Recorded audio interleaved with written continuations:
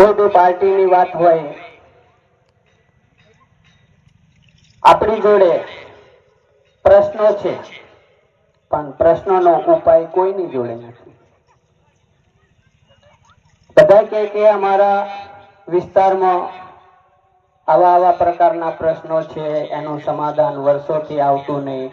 હવે આ 1979-80 ની વાત હોય તો 45-46 વર્ષ થઈ ગયા. હવે એ પ્રશ્નનું સમાધાન જો કરવું જ હોય તો આટલા વર્ષો ના લાગે, પણ એમની નહીં કરવાની નીતિ છે એવું આપણે અનુમાન કાઢીએ, અંદાજ કાઢીએ. કેમ કે ઈચ્છા શક્તિ હોવી જોઈએ કોઈ બી કામ કરવું હોય તો. કેમ કે મનમાં લાગે કે આને કરવું જોઈએ, પણ થાય નહીં, એનો મતલબ લાગવાનો કોઈ મતલબ નથી. આચાર વિચાર વાણી ત્રણેયનું એક હોવું જોઈએ.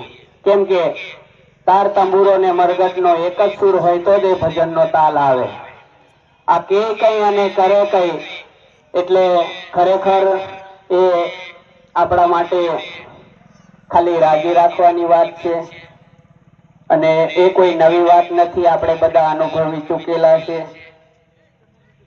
મોટા મોટા વાયદા કરી જાય, લોભામણી વાતો કરી જાય અને આપણે આમાં ફસાઈ જઈએ.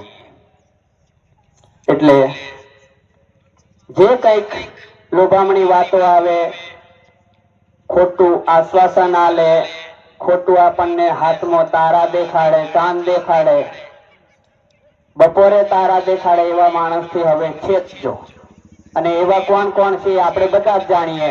અને એ કોઈ આંગળી ચીંધવાથી આપણે કોઈકના કહેવાથી જાણીએ એવું નહીં, આપણે બધા જ જાણીએ છીએ. પણ એને આપણે એકબીજાની શરમ રાખીએ કે ભાઈ આનો મેં વાત કાઢી તો એને ખોટું લાગશે, અમારા કુટુંબનો છે, અમારા હગાવાલાનો છે, ગમે તે XY છે. પણ એ જે સ ને ર ને મ કાના માત્ર વગરનો જે શબ્દ છે એને આપણે કાઢવો પડશે. અને આપણા હકનું જ્યાં બોલવું હોય તો ખુલીને બોલવું પડશે. ઘણાએ કીધું કે ભાઈ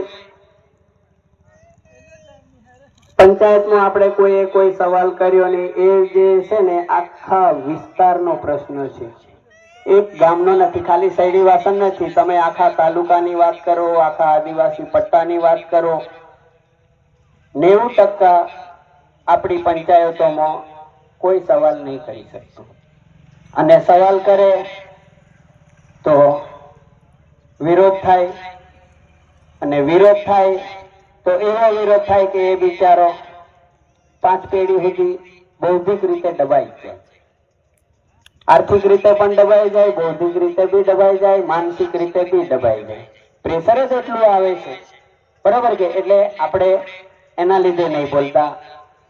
બીજું એક કારણ કે એક બોલે તો એ એકલો બારો પડે, એની સામે આપણું સંગઠન ઓછું. અને એમાં આપણે કદાચ ભૂલથી બોલી ગયા તો કે એલા વારલું જ કરતેલો પણ આ જ બગાડ્યું, એવા પાછા આપણા જ હોય. એટલે ઘરના જ ભુવન, ઘરના જ જાગરિયા હોય ત્યાં કેવું કોને. એટલે બધી વાતો અલગ મલકની કરવા કરતા હું તો એટલું જ કહેવા માંગુ છું કે આપણને ખબર પડી ગઈ કે આમાંથી ખોટું બોલનાર કોણ અને સાચું બોલનાર કોણ છે એ તો આપણે ઓળખ્યા જ નહીં. કેમ કે અત્યારે સમય જ એવો છે કે ભાઈ ફૂલડા ડૂબે ને પથરા તરે, અને કળિયુગ એવો શબ્દ આલેલો છે. સાચા મૂંઝાય ને ખોટા પૂંજાય, એવું ચાલી રહ્યું છે. એટલે ખરેખર એ સાચા ખોટાને આપણે આપણી રીતે વિવેક કહેવાય, વિવેક બુદ્ધિથી પારખીને સમજી વિચારીને આગલું પગલું ભરીએ તો એનો ઉપાય ઓટોમેટિક આવી જાય. કેમ કે ડાયરેક્ટ એક હાંડે 13 તૂટે એવો ઘાટ થઈ ગયો. એક હાંડવા જઈએ તો બીજા 13 તૂટી જાય તો હારું બારનું તો આપણને ખોટ થાય ને.